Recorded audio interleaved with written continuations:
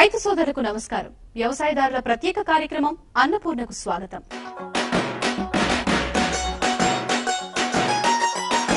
వ్యవసాయం భారంగా మారి అందరూ పట్టణాలకు వలసపోతే గ్రామీణ ప్రాంతాలు ఏమవ్వాలి? వ్యవసాయం పశుపోషణతో కళకళ్లాడే గ్రామాలు వెలవెలబోకుండా ఉండాలంటే వ్యవసాయంతో పాటు అనుబంధ రంగాల వ్యాపకంతో స్వయం సమృద్ధిని సాధించవచ్చని ఓ రైతు సూచిస్తున్నారు. వివిధ రాష్ట్రాలు తిరిగి మంచి పశుగ్రాస విత్తనాలను సేకరించి తన క్షేత్రంలో ప్రయోగాత్మకంగా పరిశీలించి అధిక దిగుబడినిచ్చే విత్తనాలను ఇతర రైతులకు అందించి గ్రామీణ ప్రాంతాల్లో పశు సంపద పెరిగేందుకు దోహదపడుతున్నారు రైతు మాధవరెడ్డి. 10 మందికి మేలు చేయాలనే సంకల్పం దేశవ్యాప్తంగా గుర్తింపును, ఎన్నో అవార్డులను ఈ రైతుకు తెచ్చిపెట్టింది. సొంత లాభం కొంత మారుకో, పొరుగువారికి తోడ్పడవయన్నారు మహాకవి గురజాడ. నేను నాది అనే స్వార్థం నుంచి బయటపడి సమాజ శ్రేయస్సు కోసం ఆలోచించేవారు ఎందరుంటారు? ఈ కోవకు చెందిన వ్యక్తి సాధారణ రైతు కుటుంబంలో పుట్టిన మాధవరెడ్డి. చిత్తూరు జిల్లా బంగారుపాలెం మండలం గుడ్లకట్టమంచి గ్రామానికి చెందిన ఈ రైతు స్వయం కృషితో రైతు శాస్త్రవేత్తగా ఎదిగాడు. పెద్దబాల శిక్ష నుంచి స్ఫూర్తి పొంది మన వల్ల 10 మందికి మేలు జరగాలనే ఉద్దేశంతో ముందుకెళ్తున్నాడు. చదివింది 9వ తరగతి అయినా ఒక సదాశయాన్ని సాకారం చేసుకోవడానికి అధికారులు, శాస్త్రవేత్తల సూచనలు అందిపుచ్చుకుంటున్నారు. ముఖ్యంగా పశుగ్రాసాల పెంపకంపై దృష్టి పెట్టి వివిధ రకాల ప్రయోగాలు చేస్తూ మేలు రకాలైన పశుగ్రాస విత్తనాలను తోటి రైతులకు అందించి పశు సంపద పెరిగేందుకు దోహదం చేస్తున్నారు. మామూలుగా చిన్నప్పుడు చదువుకునేటప్పుడు పెద్దవాళ్ళలో చదివేవాడు నేనప్పుడు. దాంట్లో కూడా ఈ 10 మంది రైతులకు ఉపయోగపడే పనులు చేయాలని కూడా కొన్ని విషయాలు ఉన్నాయి. ఇప్పుడు నేను ఏదో ఇంటికాడ సౌకర్యాన్ని బట్టి ఒక 9 క్లాస్ వరకు చదువుకున్నాను, నిలిచిపోయినాను. కానీ నా కోరిక ఏమంటే నేను బాగా చదువుకొని ఓ రైతు కుటుంబంలో పుట్టిన దానివల్ల రైతు శాస్త్రవేత్తగా తయారయ్యి వేలాది మంది రైతులకు మన సేవ అందించాలా అనేదాన్ని నాకు చిన్నప్పటి నుంచి ఒక కోరిక. ఆ కోరికని నాకు చదువు లేకపోయినప్పుడు కూడా భగవంతుడు నా చేత నెరవేర్చుతున్నాడు. ఈ రోజుకి కొన్ని లక్షల కుటుంబాలు బాగుపడినట్టుగా ఢిల్లీ స్థాయి వారు నాకు సర్టిఫికెట్లు ఇచ్చినారు. గతంలో సంప్రదాయ పంటలు సాగు చేసిన ఈ రైతు మంచి దిగుబడులు సాధించినప్పటికీ పెట్టుబడులు పెరిగిపోవడం, వ్యవసాయం భారమవుతుండటంతో కరువు పరిస్థితులను అధిగమించాలంటే పశుపోషణపై దృష్టి సారించాలని భావించి పశుగ్రాసాల పెంపకంపై దృష్టి పెట్టారు. పొరుగు రాష్ట్రాలకు వెళ్లి మంచి పశుగ్రాసాన్నిచ్చే విత్తనాలను సేకరించి తన వ్యవసాయ క్షేత్రంలో ప్రయోగాత్మకంగా పరిశీలించి పాల దిగుబడి పెరుగుతుందనుకున్న పశుగ్రాస విత్తనాలను అభివృద్ధి చేసి రైతులకు, శాస్త్రవేత్తలకు అందిస్తున్నారు. మేము ఇప్పుడు పుల్ల జాతి రకాలు ఒక 15 రకాల దాకా నేను పెట్టినాను.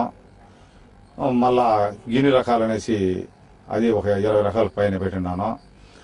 పుల్ల జాతి రకాలకు గిని రకాలకు తేడా ఏమంటే, పుల్ల జాతి రకాలు అనేది నీళ్లుంటేనే నేపేర్లు, అంటే పుల్ల జాతి అంటే నేపేర్లు అంటాం.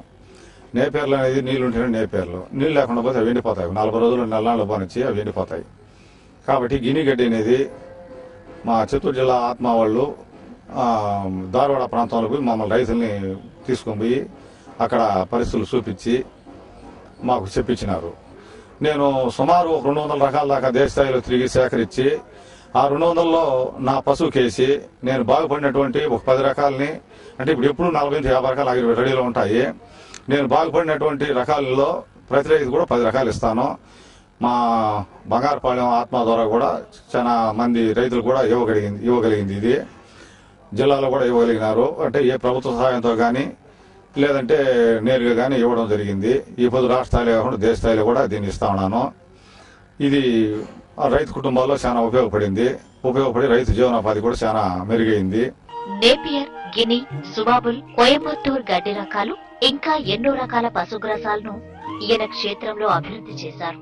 సాగునీటి వసతి ఉన్న ప్రాంతాలకు నేపియర్ గడ్డి అనుకూలమైతే, నీరు తక్కువగా ఉన్న ప్రాంతాల్లో ముఖ్యంగా కరువు పరిస్థితుల్లో కూడా మనగలిగే గిని గడ్డి రకాలను రైతులు సాగు చేయాలని మాధవరెడ్డి సూచిస్తున్నారు. మనకు ఈ వర్షాకాలంలో మనం ప్రోగు చేసి పెట్టుకుంటే ఎండాకాలంలో ఆవులు వేసుకోవచ్చు. ఇది ధారవాడ ప్రాంతంలో పల్లెల్లో నేను తిరిగి సేకరించి ఆ రైతులు బాగుపడిన తర్వాతనే నేను ఇంత ఇంట్రెస్ట్ గా బాగా చేసినాను. మనం కూడా మన పక్కనే పల్లెలకు ఎందుకు బాగా చేయకూడదు, మన రాష్ట్రంలో ఎందుకు దీనివల్ల బాగుపడకూడదనే ఉద్దేశంతో పట్టుదలగా చేసి ఇప్పుడు ఇది ఒక 20 రకాల అది ఉన్నది. మళ్ళా రుచి జాతి కూడా మనకు ఆ కాలంలోనే ఓల్డ్ ఈజ్ గోల్డ్ అని వస్తుందని సువాబుల్, ఆ కాలంలోనే కొండ శిగరాకు ఉందని పేరు పెట్టినారు. ఆవులు వచ్చి అడవి ఆవులను బయలు పెట్టినారు. అది ఆ కొండ శీరాకు తప్పితే మళ్ళీ ఇంక ఎలాంటి మేపు అవి తినవు. ఆ అడవి శీరాకు తినేసి ఇంకా శీరాకులు ఆవులు ఆవులు పేరు. అటువంటి శీరాకులు ఆవులు తినేటువంటి కూడా ఈ రోజు కూడా, అందుకే దాన్ని ఓల్డ్ ఈజ్ గోల్డ్ అని పేరు పెట్టినా, అది ఈ రోజు కూడా మనకు 1 కేజీ ఆకేసినామంటే 1 అర లీటర్ పాలు ఎక్స్ట్రా ఇస్తుంది. 1 4 లీటర్ ఇచ్చా కూడా ఇంకొక 1 కేజీ ఎక్స్ట్రా ఇస్తా, పాలు ఎక్స్ట్రా ఇస్తుంది. 1 కేజీ ఆకేస్తే 1 అర లీటర్ ఎక్స్ట్రా ఇస్తుంది. ఇది రుచి జాతి మనకు. ఈ కరుగాలని కూడా ఇవి కొంచెం మనకు అడ్జస్ట్ అవుతా ఉండదు. దీంతో కూడా మనం లేటెస్ట్గా ధారవాడ రిజిస్ట్రేషన్లో తయారు చేసినటువంటి ఎడ్జులో స్థానాన్ని ఇతనం కూడా తెచ్చి దాన్ని అభివృద్ధి చేసి వందలాది మందికి కూడా ఆ ఇతనం కూడా రాష్ట్ర స్థాయిలోనే కాకుండా దేశ స్థాయిలో పంపడం జరిగింది. వీలైనంత వరకు ఇంటర్ క్రాప్ చేసే గురించి ఆలోచన చేయాలా. ఇప్పుడు మనది వచ్చి అది తాత్కాలిక రకాలు కాకుండా మనది దీర్ఘకాలిక రకాలు అయిపోయింది అనమాట. ఈ పొద్దు ఇది దేశ స్థాయిలో కూడా మెరుస్తా ఉంది. ఆ మాదిరిగా మన రైతులు కూడా ఇంటర్ క్రాప్స్ గురించి ఆలోచన చేసి ఈ దీర్ఘకాలిక ఇంటర్ క్రాప్స్ చేసుకోవాలా. అప్పుడు వాళ్ళకు కూడా కొంచెం తగిన ఆదాయాలు వస్తూ ఉంటాయి, బతకడానికి జీవనోపాధి మార్గాలు ఉంటాయి. కరువు పరిస్థితుల కారణంగా పశుగ్రాసం లేక పశు సంపద తగ్గిపోతున్న ప్రస్తుత సమయంలో కొండలు గుట్టలు వృధాగా ఉన్న బీడు భూముల్లో తక్కువ నీటి వినియోగంలో పెరిగే బహువార్షిక గడ్డి రకాలను పెంచితే పశుగ్రాసం కొరతను అధిగమించవచ్చని మాధవరెడ్డి సూచిస్తున్నారు. అనారోగ్యానికి కారణమయ్యే పార్థనీయం లాంటి కలుపు మొక్కలు పెరిగే పొలం గట్లపై కూడా పశుగ్రాసాలను పెంచితే ప్రయోజనం ఉంటుందని మాధవరెడ్డి చెబుతున్నారు. గిని గడ్డిని పెంచితే గిన్నె నిండా భోజనం దొరుకుతుంది అంటారు ఈ రైతు. ఈ గిని గడ్డిలు వచ్చి 4-5 కోతలు వస్తాయి సంవత్సరంలో. ఆ తర్వాత సరిపోయినా మనం బతికిపోతాయి కాబట్టి మన సంవత్సరం అంతా పచ్చిగడ్డి ఉండే లెక్క ఇది. దీన్ని నీళ్లుండే రైతు కాకుండా నీళ్ళు రైతు కూడా చేసుకోవచ్చు. మెట్ట ప్రాంతాల్లో ఎక్కడైనా కానీ, మెట్ట ప్రాంతాల్లో కొండల్లో కానీ గుట్టల్లో కానీ ఏదైనా మెట్ట ప్రాంతాల్లో గిని గడ్డి రకాలు ఏదైనా కానీ ఒక మండలానికి 2-3 చోట్ల కానీ ప్రభుత్వ సహాయంతో కానీ ఏదైనా సంస్థ ముందుకు వచ్చి వాళ్ళ సహాయంతో కానీ 1 ఎకరా కానీ 1/2 ఎకరా కానీ వేసుకుంటే కూడా వర్షాకాలంలో నాటేస్తే బతికిపోతాయి. ఇవి 2-3 కోతలు అంటే అది గొర్రె కొట్టు కూడా మేసుకొనిలే పర్వాలేదు. ఆ విత్తనాలంతా పడిపోయి మెట్ట ప్రాంతాల నుంచి పళ్ళాలకు వచ్చి వంకల్లో చెరువుల్లో అంటే పళ్ళం ప్రాంతాలంతా ఈ గింజలు వచ్చి మొలకొచ్చిన నాటికి గిని గడ్డి భూభాగం అంతా వచ్చేసిన నాటికి మనకి ఎలాంటి గడ్డి కొరత అనేది పశు సంపదకు ఉండదు. కరువు పరిస్థితులున్నాయని పట్టణాలకు వలస వెళ్లిపోతే ఎలా? గ్రామీణ ప్రాంతాల్లోనే వ్యవసాయానికి అనుబంధంగా పశువులు, మేకలు, గొర్రెల పెంపకం చేపట్టడం, పెరట్లో కూరగాయలు పండించడం చేస్తే రైతు ఇంట్లో ఏటీఎం ఉన్నట్లే అంటారు మాధవరెడ్డి. భూసారం తగ్గిపోతున్న ప్రస్తుత పరిస్థితుల్లో పశుపోషణపై రైతులు దృష్టి పెట్టాలని సూచిస్తున్నారు. రైతు ఈరోజు 400 రూపాయలు పొట్టేలు మటన్ కేజీ అంటున్నాము, కానీ అది ఎవరు తయారు చేస్తారు? రైతే తయారు చేస్తాడు. దీన్ని ఎట్లా చేయాలా? ఈ గడ్డి రకాలు ముందు మనం చెప్పినటువంటి గడ్డి రకాలు ఏదైనా కానీ మనం ఈ పొట్టేలు పెంపకానికి కానీ పెట్టుకుని ఉపయోగించుకుంటే మన ఇంటికైనా 2-3 అంటే 2 ఆవులు 4 పొట్టేలు పెట్టుకున్నామంటే ఆ పొట్టేళ్ళు ఏమవుతుందంటే మనం ఎప్పుడు అవసరం అయితే అప్పుడు అమ్మేస్తే మన డబ్బులు వస్తాయి. అంటే పొట్టేళ్ళు వ్యాపారస్తులు ఉంటారు, వాళ్ళకి ఫోన్ చేస్తే మన ఇంటికి డబ్బు ఇచ్చేసుకొస్తారు. ఇప్పుడు మనం పల్లెలో ఉంటాము, పల్లె నుంచి టౌన్కి వచ్చి మన ఏటీఎంలో డబ్బు తీసుకుపోతాం. ఇప్పుడు మనం టౌన్కి పోవాల్సిన పని లేదు, మన ఏటీఎంలో దుడ్డు లేకపోయినా పర్వాలేదు, మన ఇంటికి 4 పొట్టేళ్ళు ఉంటే అదే మనకు వచ్చి ఏటీఎంతో సమానం అనమాట. ఇప్పుడు మనం ఎప్పుడైతే ఫోన్ చేస్తామో అప్పుడే వచ్చి వాళ్ళు డబ్బులు ఇచ్చేసి మన పొట్టేళ్ళ పిల్లలు తీసుకొని పోతా ఉంటారు. అంటే రైతు వెంటనే ఏటీఎం అనేది చాలా ఉపయోగపడుతుంది రైతులకు. ఇది పల్లెలో ఉండడానికి ఒక మంచి మార్గం. ఇది పశుగ్రాసాల పెంపకంపై మాధవరెడ్డి చేస్తున్న కృషికి పలు సంస్థలు పురస్కారాలతో గౌరవించాయి. రాష్ట్ర స్థాయిలో సికేరావు బంగారు పథకం, రైతు నేస్తం పురస్కారం, అప్పట్లో గుజరాత్ ముఖ్యమంత్రిగా ఉన్న మోడీ నుంచి ప్రశంస పత్రం, ఐసీఏఆర్, ఐఏఆర్ఐ వంటి ప్రతిష్టాత్మక సంస్థల నుంచి అవార్డులు పొందారు. దేశ స్థాయిలో ఇప్పుడు 1 లక్ష కుటుంబాలకు నీ వల్ల సహాయం అందించేసి ఢిల్లీ పరిశోధకులే నాకు రాతమాలక ఇచ్చి అవార్డులు ఇచ్చినారు. కాబట్టి నాకు కూడా ఒక సంతోషంగా ఉంది. ఇది ఏమంటే ఒక సాధారణమైన చిన్న రైతుగా ఉండేవాడు 1 లక్ష కుటుంబాలకు మనం సేవ చేసినామంటే మన వల్ల కొందరికి మన వల్ల కొందరికి ఇట్లా ఇది అభివృద్ధి చెందిపోతుంది అనమాట. అదే man make to some money, money make to many money అంటారు ఇంగ్లీష్ లో. ఇట్లా మనం కొంత డబ్బు సంపాదించుకుంటే అది డబ్బే సంపాదించేసిందంట. నా పరిశోధనలో తేలినటువంటి మంచి రకాలు నేను కొందరు సపోర్ట్ చేస్తే వాళ్ళు కొందరు సపోర్ట్ చేస్తే ఇప్పుడు నేను ప్రభుత్వం అంటే తిరుపతికి ఇచ్చినాను పరిశోధకులకు. వాళ్ళు దీన్ని పరిశోధించి మా పరిశోధనలో చేసినటువంటి రకాలు మంచి రకాలను వాళ్ళు కూడా సర్టిఫికెట్లు అవార్డులు ఇవ్వడం జరిగింది. ప్రపంచ స్థాయిలో నెట్లో ఉండడం వల్ల నరేంద్ర మోడీ గారు కూడా దీన్ని గమనించి గుజరాత్ ముఖ్యమంత్రిగా ఉండేటప్పుడు నన్ను రమ్మని చెప్పి నాకు 51,000 ఇచ్చి అవార్డు కూడా ఇవ్వడం జరిగింది. కాబట్టి ఆయన అంత రైతుల కోసం చేసిన సేవను గుర్తించి ఇంత అవార్డు ఇచ్చిన వల్ల నాకు చాలా సంతోషంగా ఉంది. వ్యవసాయ శాఖ ఆత్మ సమావేశాల్లో పాల్గొని పశుగ్రాసాల పెంపకంపై రైతులకు అవగాహన కల్పిస్తున్నారు. మనం కొందరికి, మన వల్ల కొందరికి మేలు జరగాలనే మాధవరెడ్డి ఇతరులకు సహాయం చేయాలనే స్ఫూర్తి ఒకరి నుంచి మరొకరికి విస్తరించాలంటారు. రైతులు గ్రామాలతో అనుబంధం తెంచుకోవద్దని, ఉపాధి మెరుగయ్యేలా ప్రత్యామ్నాయ ప్రణాళికలు రూపొందించుకోవాలని చెబుతారు ఈ రైతు. వ్యవసాయ శాస్త్రవేత్త కావాలనే కోరికను మాధవరెడ్డి చదువుకోకపోయినా నెరవేర్చుకోగలిగారు. లక్షలాది కుటుంబాలకు పశుగ్రాస రకాలను అందించి గుర్తింపు పొందారు. ఈ రైతు దగ్గర పశుగ్రాస విత్తనాలు తీసుకెళ్లి పశుపోషణ ద్వారా కొంతమంది రైతులు జీవనోపాధి పొందుతున్నారు. మేము మాధవరెడ్డి దగ్గర కసువులు తీసుకొని పోయి చాలా బాగుపడినాము. ఇప్పుడు వర్షాలు లేకుండా మాకు పైర్లు ఇవన్నీ ఏమీ లేవు. ఈ కసువుతోనే మేము బతుకుతున్నాము. ఈ కసువు వల్ల 10 రకాల కసువు వేసుకొని ఆవులు 2, మేకలు 2, గొర్రెలు 2 పట్టుకొని ఈ 10 రకాల కసువులతో మేము జీవనం చేసుకుంటున్నాము. పాలు ఉత్పత్తి బాగా వస్తుంది. పాలు 80% ఇవన్నీ బాగా వస్తున్నాయి. రేటు ₹1, ₹2 ఎక్స్ట్రాను వస్తున్నది. కొత్త రకాలను ఆయన తీసుకుని వచ్చి ఆయన పొలంలో పరిశోధించి ఇతర రాష్ట్రాలకు, జిల్లాలకు ఆయన పంపిణీ చేస్తూ, అలాగే ఆత్మ సంస్థను ఎంతో వేలాది మందికి ఆయన ఆదర్శంగా నిలిచాడు. మా సంస్థ ద్వారా ఈయన చేసిన రకాలను ఒక మండలమే కాదు, ఒక డిస్టిక్ వైజ్ కూడా మేము ఆత్మ ద్వారా పంపిణీ చేశాము. దీని ద్వారా చాలా మంది లబ్ధి పొందినారు. చదివింది 9వ తరగతి అయితేనే ఒక సదాశయంతో ముందుకెళుతూ సత్కారాలు, సంతృప్తిని సొంతం చేసుకున్న ఈ రైతు అభినందనీయుడు. అన్నపూర్ణ కార్యక్రమంలో చిన్న విరామం.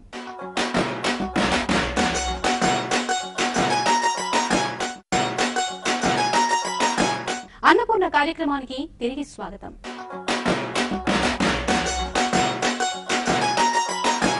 వ్యవసాయ రంగంలో వస్తున్న ఆధునిక సాంకేతిక పరిజ్ఞానాన్ని రైతులు వినియోగించుకుని శ్రమను తగ్గించుకుంటున్నారు.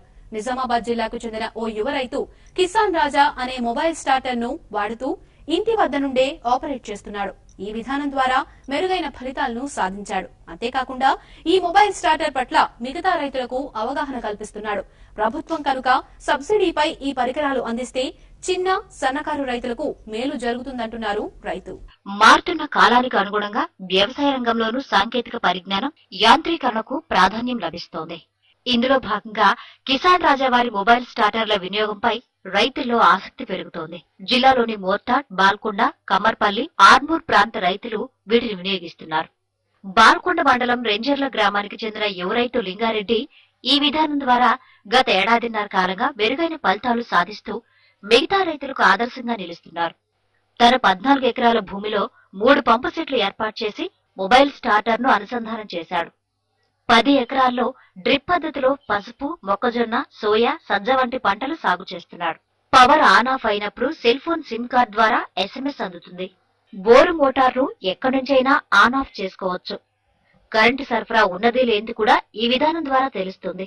లో వోల్టేజ్ లేదా ఇతర సాంకేతిక సమస్యలున్నా వాయిస్ మెసేజ్ ద్వారా ఇంట్లో ఉండి తెలుసుకోవచ్చు.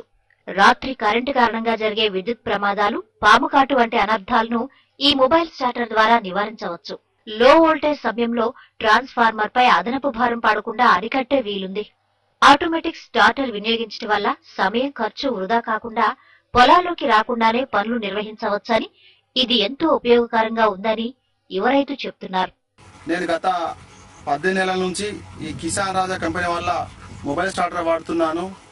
దీనివల్ల నాకు మనశ్శాంతి, నాకు సమయము 2 గోల్స్ వస్తున్నాయి. దీనికి నాకు దగ్గర 3 నుంచి 4 కిలోమీటర్ల దూరంలో నా తోట ఉంది. అక్కడ నుంచి వచ్చి మోటార్ ఆన్ చేయడం, మోటార్ ఆఫ్ చేయడం కన్నా నేను అక్కడనే ఉండి మోటార్ ఆన్ ఆఫ్ చేసుకుంటున్నాను. దీనివల్ల నాకు చాలా బెనిఫిట్ ఉంది. నేను 18 నెలల నుంచి వాడుతున్నాను.